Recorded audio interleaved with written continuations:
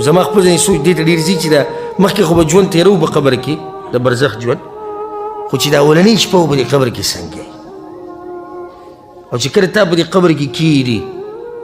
او رسول صلی الله علیه وسلم وایي چې کله د ده نه د خپل خپلوان روان شي نو دی د هغوی د قدمونو اواز اوري او ستا په غوږونو د هغوی د قدمونو پیزار او اواز ولګي او دغه شانې یک یوازې دې پرېږدي او داسې ځکې دې پرېږدي چې تکه توره تیاره ده په داسې ځکې دې پرېږدي چې سیلۍ پکې نشته داسې ځکې دې پرېږدي هېڅ پکې هم نشته ته او ستا رب دی بس ته او ستا رب دی نه باچایي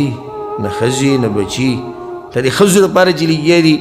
مزدوري کوم او دا کوم او دا کوم او دین یې پرېښودی ما ته داسې سړی په تاریخ کې وښایي چې ښځې ورسره یوه شپه په قبر کې کړي ما ته داسې سړی په تاریخ کې وښایي چې بچو ورسره په قبر کې یوه شپه کړي ما ته داسې سړی په تاریخ کې وښایي چې پلار او مور ورسره یوه شپه په قبر کې کړي هېڅ څوک یې درسره نشي نه کولی شي او نه به یې درسره وکړي تا به یوازې پرېږدي رب العالمین ته څه احساس دی ستا څه سوچ دی چې کله د خلکو د قدمونو اواز واوري او دوی د نه لاړ شي او تا دقه شان پرېږدي او بیا د پسې دغه دوه ملایک راشي او هغوی د نه تپوسونه کوي څه جواب به ورکوي د ژوند خلاصه په 3 سوالونو کې د ژوند خلاصه په 3 سوالونو کې رسول صلی الله علیه وسلم وایي ان احدکم اذا مات په تاسو کې چې یو سړی مړ شي په تاسو کې چې یو سړی مړ شي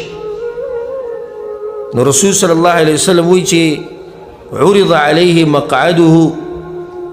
بالغداة والعشي سحر ماښام دته د ځای ښوی کېږي ان كان من اهل الجنه فمن اهل الجنه وان كان من اهل النار فمن اهل النار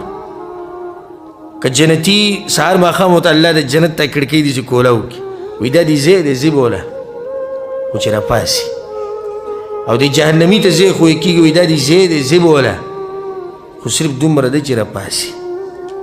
دا قبر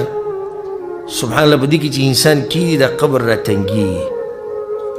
رسول صلی الله علیه وسلم سعد بن معاذ رضی الله عنه پیژنې سعد بن معاذ کنه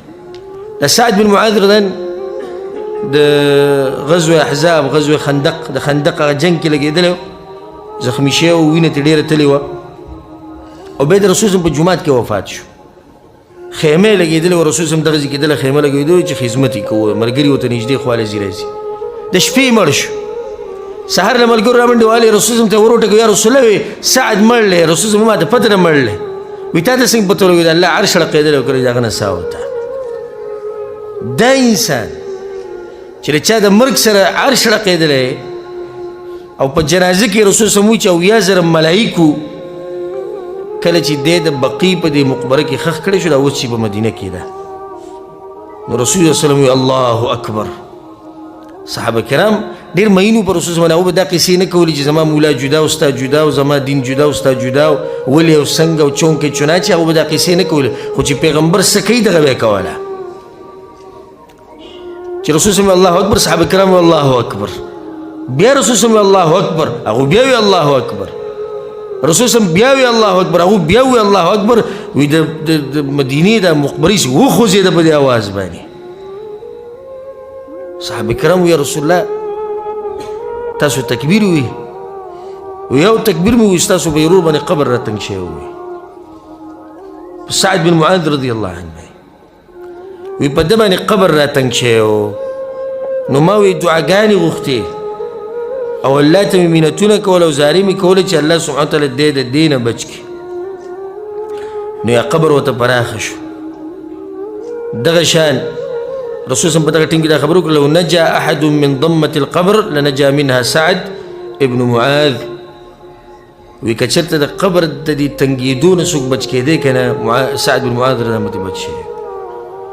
دغه شان رسول صلی په زمانه کې یو ماشوم خښ کړی شو او